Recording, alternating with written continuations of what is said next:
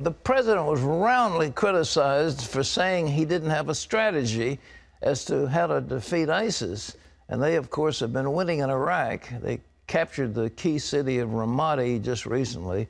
And so now the president is getting ready to send more American military advisors to Iraq to try to stop the Islamic fighters from taking on any more territory, especially the city of Baghdad.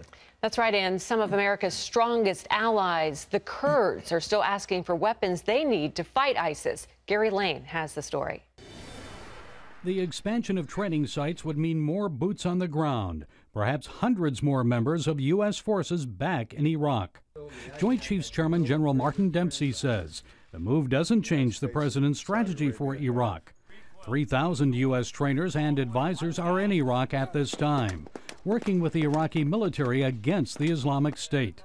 Dempsey wouldn't give an exact number of how many additional troops could be sent to Iraq. The expanded U.S. mission in Iraq may be in response to growing criticism in Washington and elsewhere that President Obama's strategy isn't working. Even the president admits he doesn't have a forward-thinking plan. We don't yet have a complete strategy because it requires commitments on the part of the Iraqis as well. The Iraqis appeared more committed this week as their military, along with Shiite militias, retook the northern oil-rich city of Baji. ISIS still controls Ramadi, the capital city of Anbar province. And the Iraqi government is demanding the U.S. send more equipment to them. That's because large amounts of military hardware, tanks, Humvees, and heavy artillery have ended up in the hands of ISIS. Also still begging for weapons are the Peshmerga, the Iraqi Kurds fighting ISIS in the Nineveh Plains. They too want tanks, Humvees, and heavy artillery, but the Obama administration is reluctant to send those weapons directly to Kurdistan. The Kurds say the Iraqi government is keeping all the weapons sent for themselves. And the Kurdistan government says it is still having trouble paying its Peshmerga soldiers and government workers. The Iraqi government is several months behind in sending them promised revenues from Kurdish oil. Gary Lane, CBN News.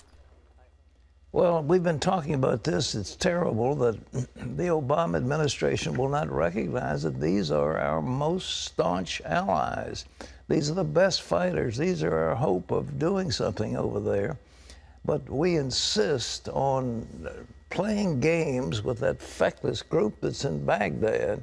And so they get the money, they get the weapons, and the Peshmerga gets a little pittance and little or nothing. And when they need something they can use, whereas the Iraqi forces, is whenever they're confronted, they flee the battlefield, leave the weapons behind. ISIS takes over our stuff. So who knows? Maybe it'll make a difference. Well, in other news, Israeli Prime Minister Benjamin Netanyahu says Israel isn't the only country in the Middle East worried about President Obama's nuclear deal with Iran. John Jessup has that story from our CBN News Bureau in Washington. Here's John. That's right, Pat. The Israeli Prime Minister says Arab leaders are also concerned about a possible nuclear agreement. And although he didn't name names, he says they're worried that it could lead to Iran building nuclear weapons. I speak with quite a few of our neighbors, more than you think. And I want to tell you that nobody in this region believes this deal will block Iran's path to the bomb. Netanyahu was speaking at a conference in Herzliya just days after his foreign policy director, Dori Gold, appeared publicly with a Saudi Arabian general to discuss Iran. June 30th is the target date for a comprehensive deal that would aim to curb Iran's nuclear program in exchange for sanctions relief.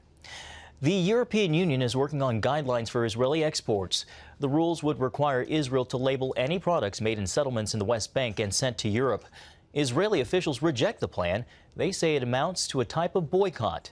The EU action comes amid an international movement called BDS, which stands for boycotts, divestment, and sanctions against Israel. It will likely be months before the new EU guidelines are finalized. One EU official says the shape of the rules will depend on the policies of Benjamin Netanyahu's government and if it restarts peace talks with the Palestinians. But Pat, Israel says Europe's actions will hurt any chance for more talks. There's no other nation on the earth that is subject to this kind of treatment. Europe is acting as if Israel is a colony. and they can tell it to do what they want it to do. So they're saying, if you don't make the deal that you don't want with the Palestinians, but we want, therefore we're going to boycott your goods. That's coming. First of all, you see, these were made in the West Bank, so they get preferential treatment. These were made in Israel, so we'll boycott them. It's going to happen. And these left-wing idiots at home and these universities are saying we're going to divest our investment from Israel because of the treatment of the West Bank. I was thinking about this today. You know, when Israel took over that West Bank territory, it won a smashing victory in the Six-Day War. They were the victims of aggression by the Arab states. At that point, they should have said, this is part of Israel. We are going to take it as part of Israel. It is no longer a separate territory. And those people living there who don't like Israeli law can live under Palestinian law. I mean, Jordanian. They had been Jordanian before. There was never a so-called Palestinian state.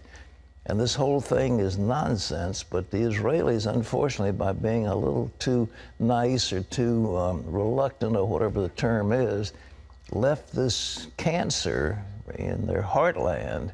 And that's the biblical land, Judea and Samaria. That is the biblical heartland, and it belongs to Israel, and they should have laid claim to it and gone in and taken charge of it, and then said, all right, if you people don't like us, then you can still have Jordanian citizenship, and you can go to the courts in Jordan and get your relief if that's what you prefer. And they would have been working out just fine. Instead, they left it open, and now Israel is going to be the subject of sanctions by the European Union, and soon all the nations of the earth are going to be coming against Israel. And their only hope is in God Almighty, but He is more powerful than all the others put together. John? Pat, the Senate Homeland Security Committee is examining problems that led to recent security breaches at the Transportation Security Administration. Last week, a report revealed TSA agents failed 67 out of 70 security tests at America's busiest airports. Another report this week showed TSA officials failed to identify 73 workers with links to terrorism. A federal security official admitted potentially threatening people are being hired at airports around the country. There are other airport employees who have access to sterile areas of the airport who are subjected to only criminal history record checks and security threat assessments. This group has unimpeded access to aircraft, and it was discovered that some of these CITA-badged employees who worked at the MSP airport later traveled to Syria to fight for ISIS. Witnesses at the congressional hearing called for more cooperation between the FBI, TSA, and Homeland Security to expand background checks for airport personnel and passengers that may be on terror watch lists. But Texas Congressman Louis Gohmert tells CBN News he thinks it's time to scrap the current TSA screening system and go back to the way things used to be. I do think we were doing pretty good with privatized security. I think it would be a good idea to go back to that. The whole effort to make TSA a federal agency was to increase the number of government union members. It did that, but it has not helped us make our country safer. Gohmert says TSA agents have told him about workers who aren't doing a good job, but it's extremely difficult to fire government union workers. Pat?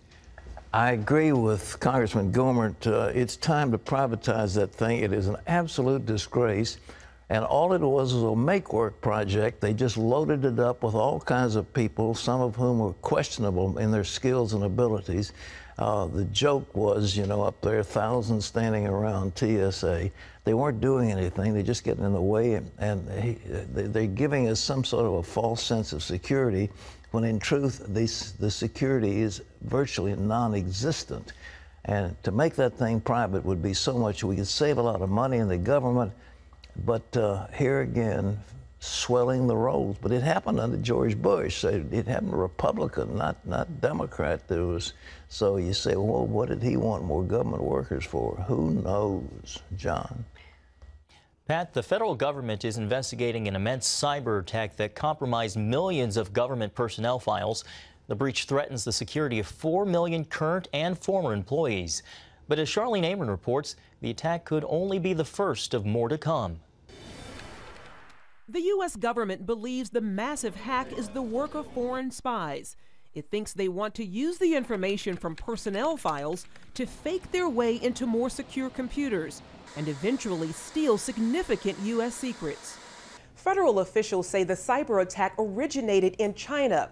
They're not pointing fingers directly at the Chinese government, although the chairman of the House Homeland Security Committee is.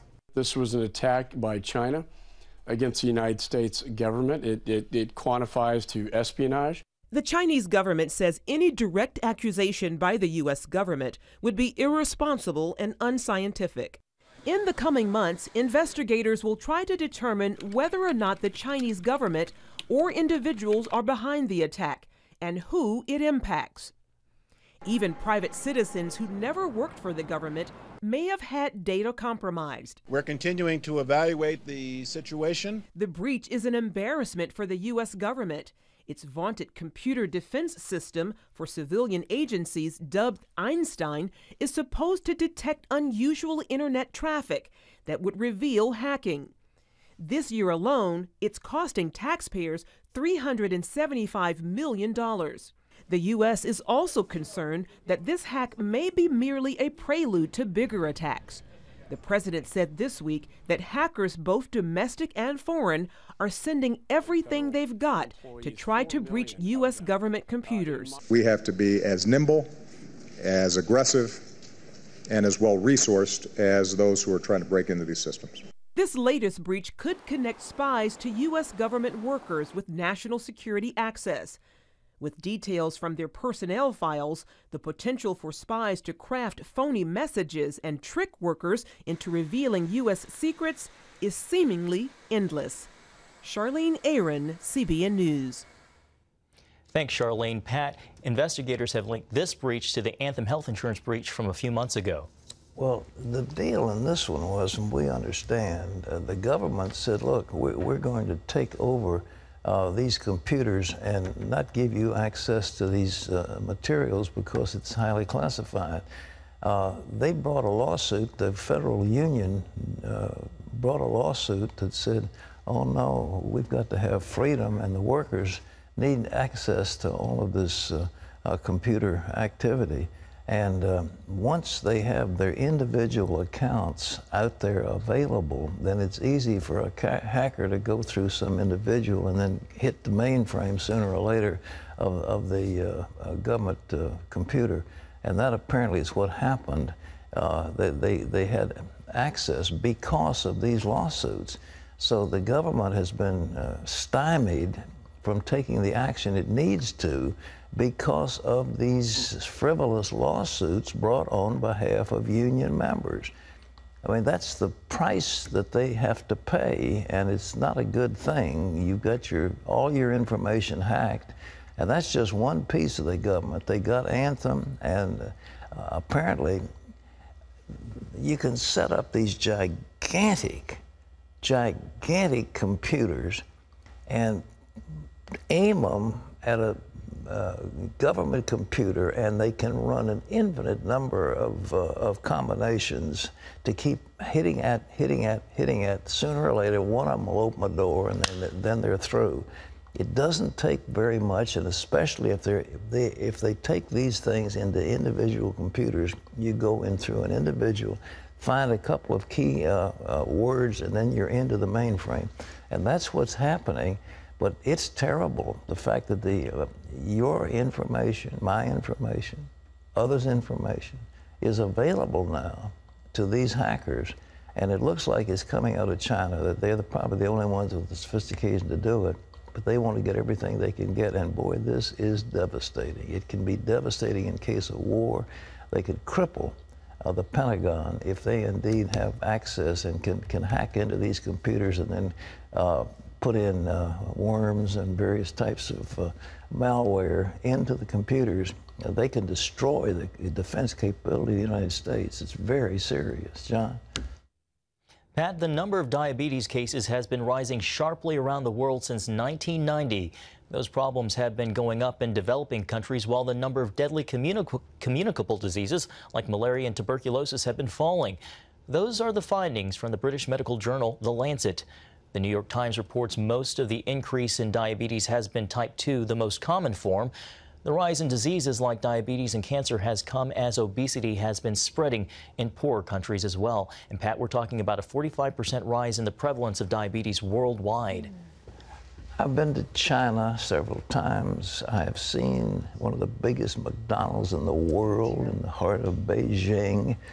I have eaten Kentucky Fried Chicken in Beijing. You know. Why? Why? Hey, it's good. It's much better there than it is here. Really? Oh, far and away. They have deliberately decided. I know this sounds conspiratorial, but it's true.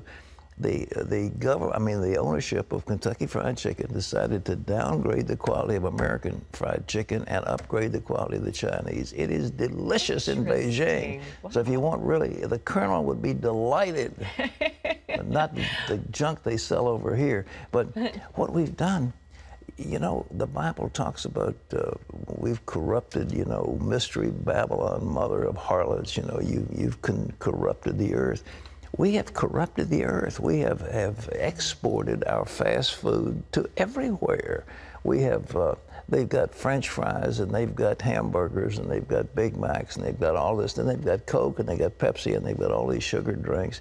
We have loaded the world with our stuff, and now they're getting fat, and now they're getting the same diseases we've got. We have corrupted the world. That is our legacy in the U.S. of A. I won't mention all the other stuff we've done to corrupt people, but at least the diet, we've done it. And it's true. You've been overseas. You've seen some. It's sad, and it's hard to go anywhere in the world today where you don't see a McDonald's. There's a few places. Well, it's every Kentucky Fried Chicken or a Big Mac or whatever the other fast food. I mean, they're everywhere. I know. And the cigarettes, we are sending billions of cigarettes overseas. We're trying to hook those little Indonesian boys and girls, the Thai boys and girls. Well, that's smoking so much a part of foreign cultures. I mean, you see. It's foreign culture because we are feeding it from the U.S. of A. You can't sell that stuff over here because of certain restrictions and regulations and lawsuits and so forth. Overseas, there's none of those restrictions. And it's a fertile market. They want to hook as many teenagers as they possibly can to get them smoking early. That's the game. It is terrible. Oh, dear.